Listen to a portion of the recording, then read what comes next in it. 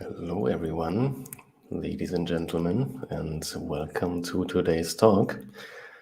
Thanks for joining me. Looks like it is a topic that a lot of you guys are interested in, and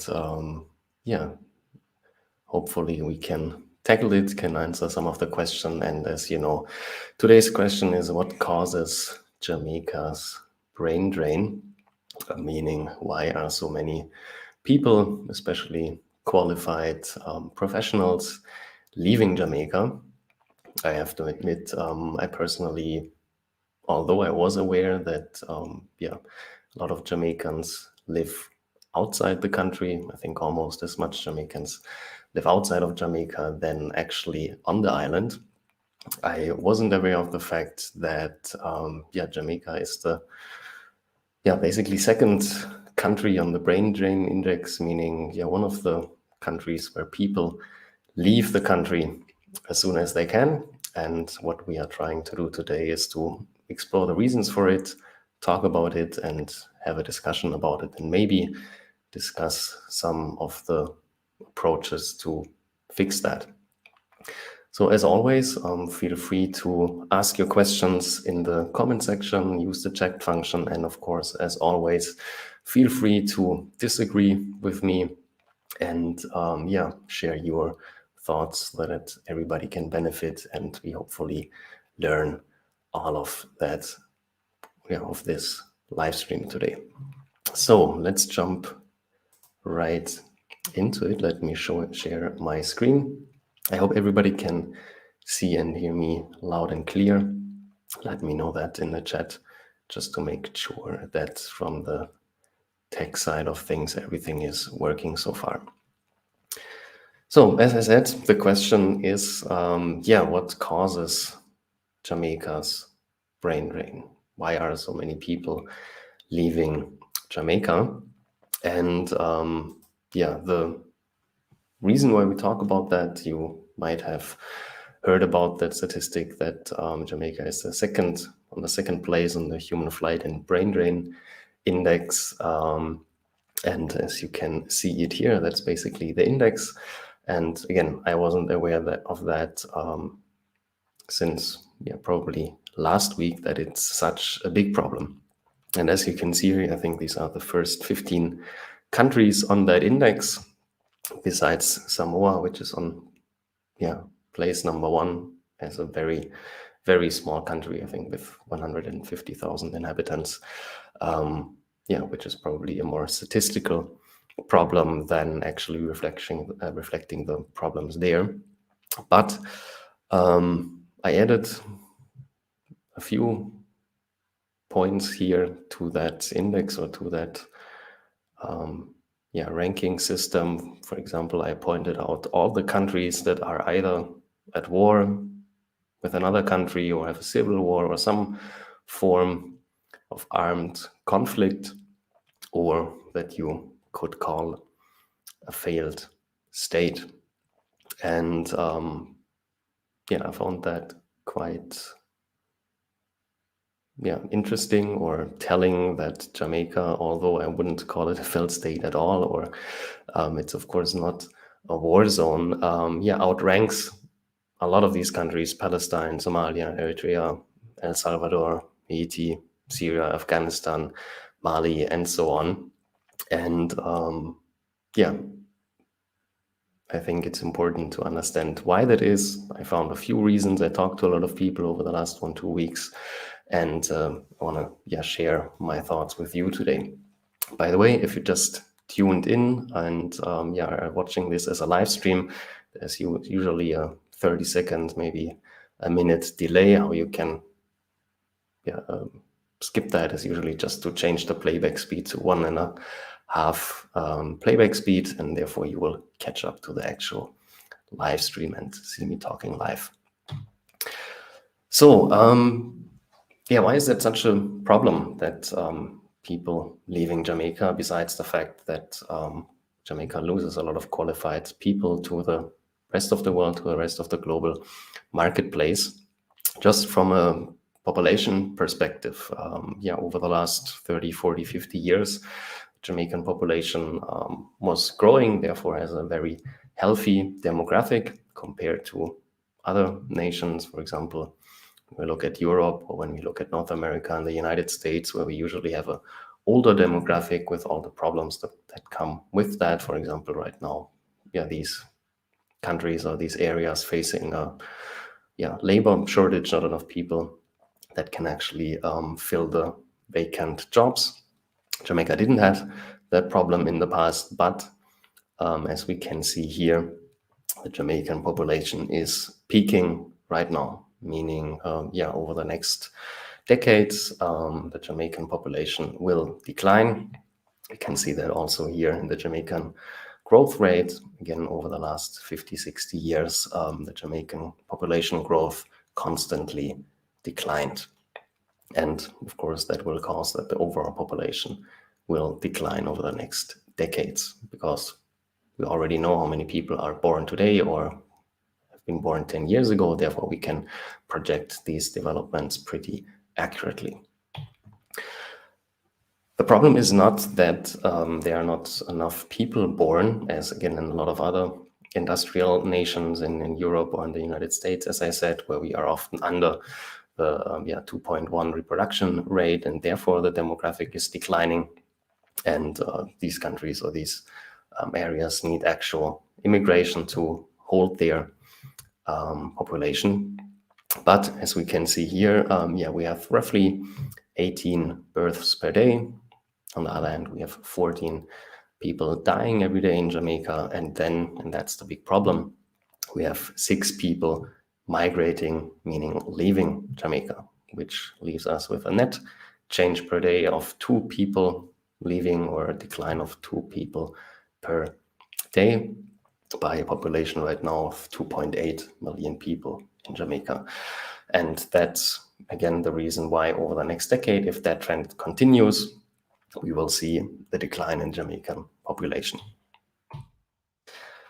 So let's talk about the reasons, at least from my perspective, what I think, or some of the feedback that I got when I talked to Jamaicans, what they think, why so many people leave the country. And by far, the reason number one that I heard and personally would probably agree with is violence, or the high murder rate, and we'll talk about that in a second. The second reason is income, or rather job and income, or better job and income opportunities overseas or in other countries compared to what options people have in Jamaica itself.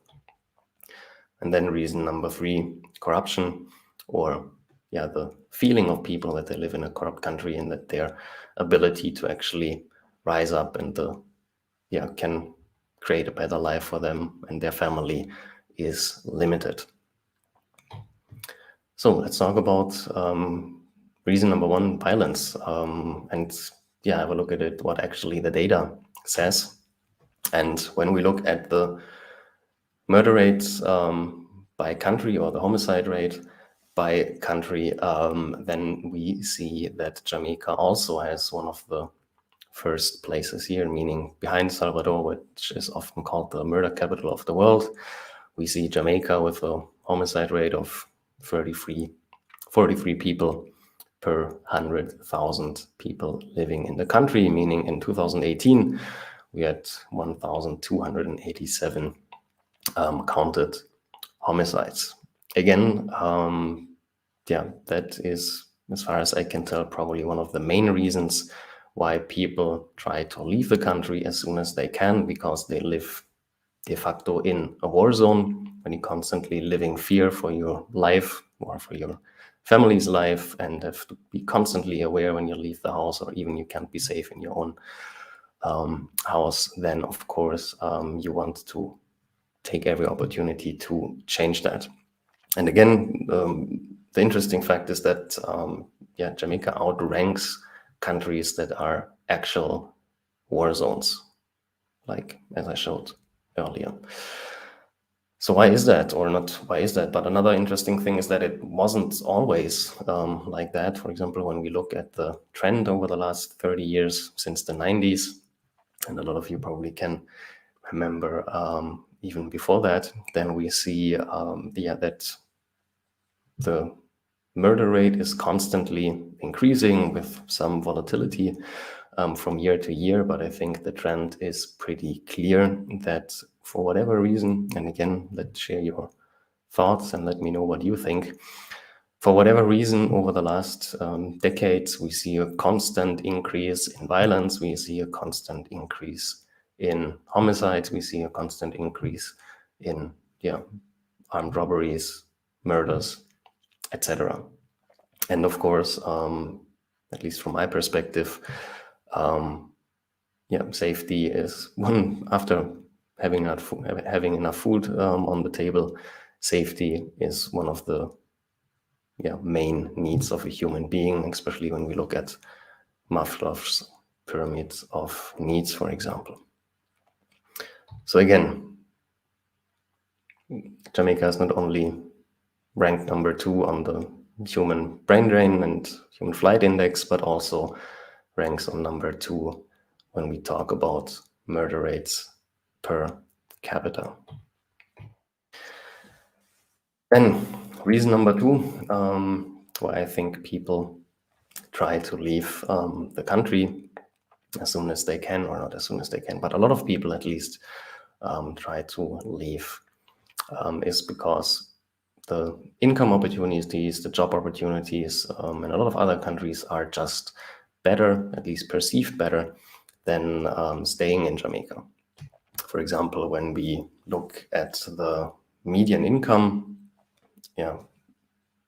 worldwide on different countries, then we can see here that when I marked the countries where most Jamaicans of the diaspora live, namely the United States, Canada, and the United Kingdom, meaning when you live in the United States, there's a median income of 19,000 US dollar, Canada 18,000, and the United Kingdom roughly 15,000, compared to 2,800, 2,900, let's say 3,000 US dollar in Jamaica, which means as soon as you're able to migrate to one of these countries, meaning either North America or the United Kingdom, you almost tenfold your income, at least on average, when you look at the median income. By the way, the difference between median income and average or mean income is basically that the median income is a little better number to look at here, because it just keeps out the extreme, for example, the extreme rich people, and doesn't only take the mathematical average, but gives a more accurate picture of how many or how much people actually earn when they live in that country. And again, when we look at these numbers, I think they are very telling that when you live in Jamaica, you have to live from very low income. And at least from my point of view, as someone who lives in Germany, Jamaica is still pretty expensive. It's not that you could say, well, okay, you don't earn that much, but therefore the cost of living are way lower. Quite the contrary, I find that Jamaica, from all countries that I traveled over the years, visited over the years, is quite expensive, especially when we talk about goods. Services not so much, but as soon as we talk about the product, food, and so on, we have almost a price level comparable to the US or comparable to Europe. Reason number 3, corruption. And I want to phrase corruption in the sense not only in the actual meaning that the public sector or politicians or the whole country might have a corruption problem, or is at least perceived as corrupt, but also the perception that you're kind of hopeless and can't really do anything to change your current situation.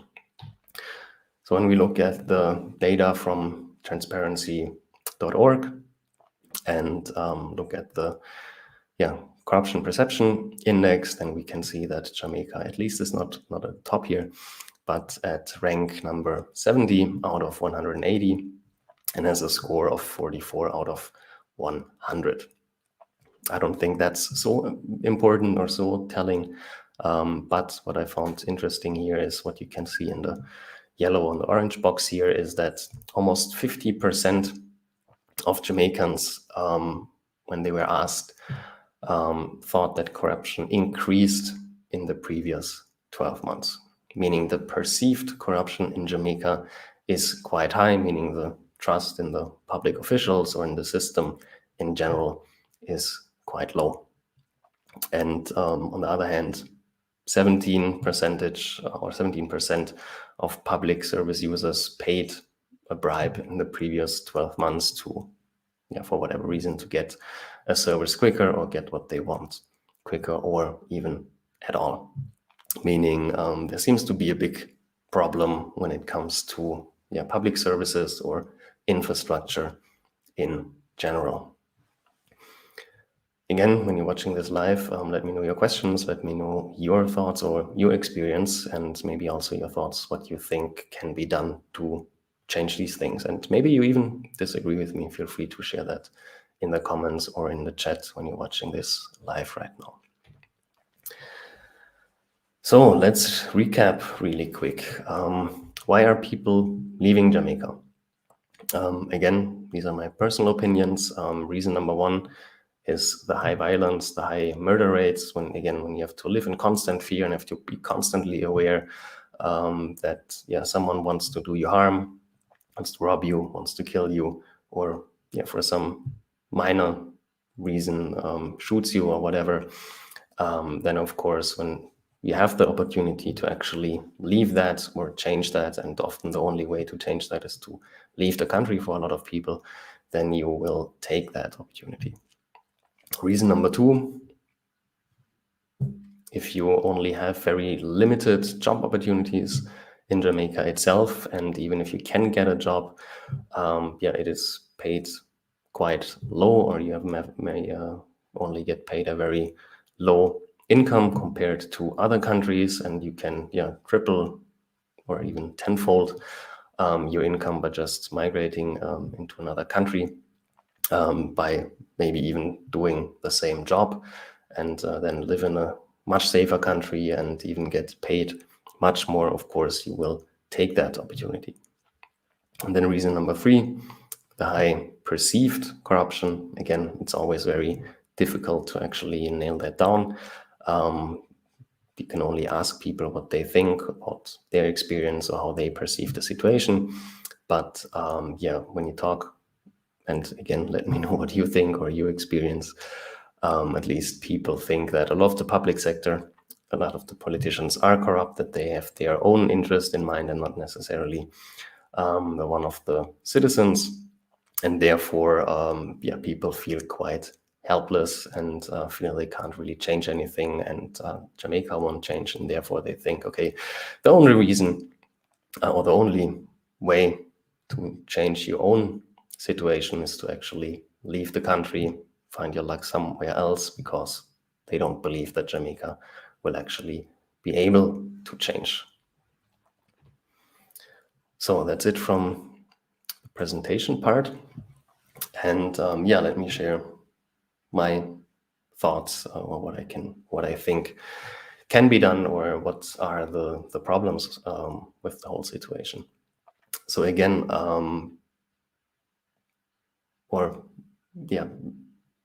let me talk about the violence for a second. I don't really know, or I can't really understand why Jamaica has such a violence or murder problem.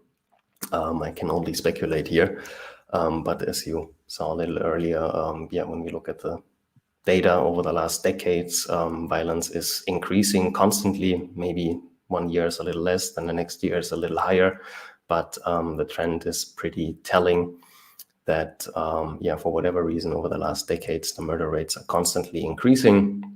When I was last time in Jamaica, I talked to someone who just was leaving a friend's house in the car. Then he got cut off by someone else in a car. He left the car, wanted to talk to the person. The other person pulled a gun, shot him 5 times, left him there. he was super lucky. He actually survived after a few days in the hospital. But I think that was, or at least for me, another very interesting and of course shocking story. If you again are in constant danger that if you look at someone the wrong way, or someone felt disrespected or something like that, that someone shoots you on basically daylight on the street. And of course the systemic problem when you have such a much brain drain, meaning usually the people that leave the country or actually can migrate to another country are usually people that are qualified, because again, in most countries you have some requirements to actually be able to migrate there. You can't just go to the US. They make sure that you actually can have a job and make sure that you can take care of yourself.